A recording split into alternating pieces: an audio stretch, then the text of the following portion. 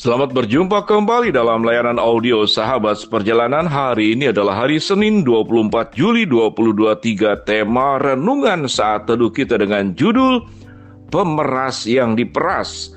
Pemeras yang diperas. Firman Tuhan terambil dalam kitab Amos pasal yang keempat ayat yang pertama sampai dengan kedua. Dengarlah firman ini, hai lembu-lembu Basan yang ada di gunung-gunung Samaria, yang memeras orang lemah, yang menginjak orang miskin, yang mengatakan kepada tuan-tuanmu, bawalah kemari supaya kita minum-minum. Tuhan Allah telah bersumpah demi kekudusannya, sesungguhnya akan datang masanya bagimu, bahwa kamu diangkat dengan kait yang tertinggal di antara kaum dengan kail ikan. Mari kita berdoa. Bapa yang di dalam surga, kami ingin belajar bahwa setiap tindakan, setiap perbuatan yang kami lakukan itu akan menemukan akibatnya dan akan menemukan dampaknya. Dalam nama Tuhan Yesus kami berdoa, amin. Shalom sahabat seperjalanan yang dikasihi Tuhan, pemeras yang diperas. Setiap tindakan, setiap perbuatan yang kita lakukan itu akan menimbulkan dampak, baik dampak di dunia ini maupun dampak sewaktu kita bertemu dengan Tuhan. Sehingga dengan demikian, apapun yang kita buat, kita harus ingat, semua perbuatan yang baik akan memiliki dampak dan semua perbuatan yang buruk akan memiliki dampak. Kalau kita belajar daripada anak-anak yang kita ajarkan ataupun sewaktu kita masih kecil, maka kita belajar satu pepatah yang sangat sederhana, yaitu rajin pangkal pandai, hemat pangkal kaya. Ini contoh yang paling sederhana. Rajin pangkal pandai, hemat pangkal kaya. Bukan pelit ya, tetapi hemat. Hemat artinya untuk dirinya sendiri. Dia tahu bagaimana mengelola uang. Dunia ini adalah dunia yang memang Tuhan sudah buat, ada yang namanya hubungan sebab akibat. Demikian juga sewaktu kita belajar di dalam kitab Amos. Kita tahu dengan jelas siapa Amos. Amos adalah nabi kecil. Dia seorang penggembala, pemetik buah dari desa Yudea, yaitu daerah selatan. Seorang penggembala, pemetik buah dari desa Yudea. Dia bukan seorang imam, dia bukan keturunan dari para bangsawan, tetapi dipakai oleh Allah. Kalau kita melihat bahwa orang-orang biasa pun bisa dipakai Tuhan seperti Amos. Kalau hatinya terbuka, hatinya kemudian punya ketulusan, punya kesetiaan, punya ketaatan sepenuhnya kepada Tuhan. Kita kemudian membedakan antara Amos dengan Israel yang ada di bagian utara. Karena Amos berasal dari Yudea. Israel yang ada di utara itu dikatakan melakukan banyak sekali perbuatan-perbuatan buruk. Pada masa Nabi Amos, Israel itu mendapatkan bertambah kaya dan kekuasaannya semakin besar. Tatkala seseorang bertambah kaya dan punya kekuasaan, maka ini menjadi sebuah ujian. Apakah dia punya kesanggupan tetap menjaga hati dalam segala ketulusan? Sewaktu dia belum punya apa-apa, sewaktu dia belum berkuasa, sewaktu dia miskin, apakah punya konsistensi menjaga hati yang seperti demikian? Ternyata tidak demikian. Apa kejahatan daripada Israel? Catatan dari kitab Amos yang pertama, orang Israel mengabaikan firman Tuhan. Yang kedua, orang Israel menyembah berhala. Yang ketiga, orang Israel serakah dan melakukan korupsi. Dan yang keempat, orang Israel menindas orang miskin. Sehingga di ayat 1 dikatakan, dengarlah firman ini, hai lembu-lembu Basan yang ada di gunung Samaria. Ini adalah berbicara tentang dua tempat yang ada di bangsa Israel, kerajaan utara, yang memeras orang lemah, yang menginjak orang miskin, yang mengatakan kepada tuan-tuanmu, bawalah kemari supaya kita minum-minum.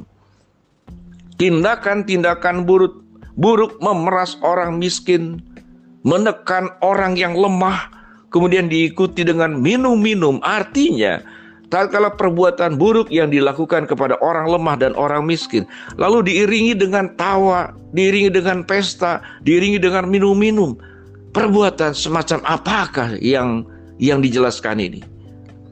Sahabat seperjalanan yang dikasihi Tuhan, pernahkah kita berpikir bahwa kita seringkali secara sadar tidak sadar kita sedang melakukan pemerasan kepada orang-orang yang dalam kesulitan? Yang Alkitab mengatakan pada bagian ini adalah orang lemah dan orang miskin. Sewaktu kita seperti orang Israel, kita berkuasa, kita bertambah kaya, maka godaan kemudian menganggap orang lain lebih rendah. Itu kemudian dilakukan juga oleh kita. Satu kali saya mendengarkan sebuah sharing dan minta didoakan, Pak Pendeta tolong doakan saya. Dia meminta untuk mendapatkan katakanlah pinjaman uang karena istrinya mau melahirkan. Namun karena dianggap oleh Tuhan yang bersangkutan sudah cukup, memang kalau secara aturan sudah cukup, sudah memberikan haknya. Tetapi yang namanya proses melahirkan itu membutuhkan biaya yang besar. Tetapi apa yang terjadi? Apa yang terjadi dia tidak diberikan. Dia suruh berpikir sendiri. Lalu kemudian satu masa, karena keluarga ini sedang bepergian ke luar negeri dengan keluarga besarnya, lalu kemudian seperti biasa dia membereskan, menjaga rumah daripada tuan ini. Lalu secara tidak sengaja memecahkan satu barang tertentu. Yang barang berharga mungkin dibeli dari sekian banyak. Lalu apa yang terjadi tatkala tuannya pulang? Tentu sang yang bekerja ini meminta maaf. Tetapi sang tuan ini mengatakan, maka kamu akan dipotong gajinya untuk mengganti barang berharga yang dirusak secara tidak sengaja oleh pegawai ini.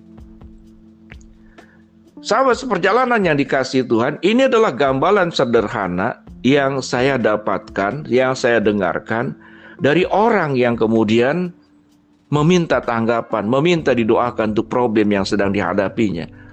Maka orang ini masuk dalam kelompok seperti bangsa Israel. Dengarkanlah firman ini, hai lembu-lembu basan yang ada di gunung-gunung Samaria, yang memeras orang lemah, yang menginjak orang miskin, yang mengatakan kepada tuan-tuanmu, bawalah kemari supaya kita minum-minum. Ayat yang kedua, tetapi Tuhan telah bersumpah demi kekudusannya, sesungguhnya akan datang masa bagimu, bahwa kamu akan diangkat dengan kait yang tertinggal di antara kamu dengan kail ikan.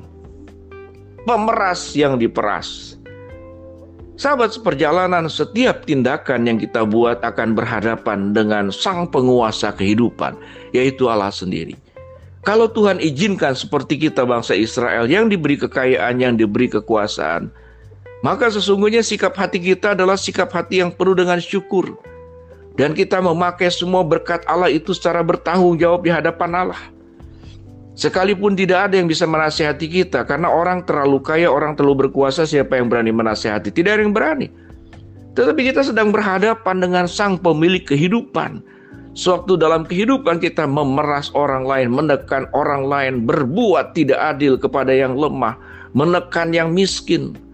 Sementara kita, untuk pribadi kita, dengan apa yang kita miliki, kita bisa melakukan perjalanan ke luar negeri puluhan juta, ratusan juta, kita tidak pernah sayang. Tapi untuk satu pegawai yang bekerja di tempat kerjamu, hanya meminta tambahan untuk kebutuhan biaya, istrinya yang melahirkan, kita menghambatnya. Maka ingat, sewaktu kita memeras orang-orang yang bawah, ingat kita sedang berhadapan dengan Tuhan yang memiliki orang lemah, yang mencintai orang miskin. Kita akan diperas oleh Tuhan suatu hari kelak nanti. Apa itu bentuknya? Saya tidak tahu. Itu urusan Tuhan dengan diri kita semua. Baiklah kita menjadi pribadi, jangan seperti orang Israel, sebagai pemeras orang-orang yang lemah. Jauhkan dosa tersebut. Mari kita berdoa. Bapa dalam surga, terima kasih buat kebenaran firman Allah yang kami pelajari. Hamba berdoa buat sahabat seperjalanan yang sedang sakit, Tuhan jamah sembuhkan. Sahabat seperjalanan yang sedang menghadapi masalah, Tuhan bukakan jalan. Sahabat seperjalanan yang sedang memohon berharap sesuatu, Tuhan kabulkan dengan cara dan waktunya Tuhan. Dalam nama Tuhan Yesus kami berdoa. Amin.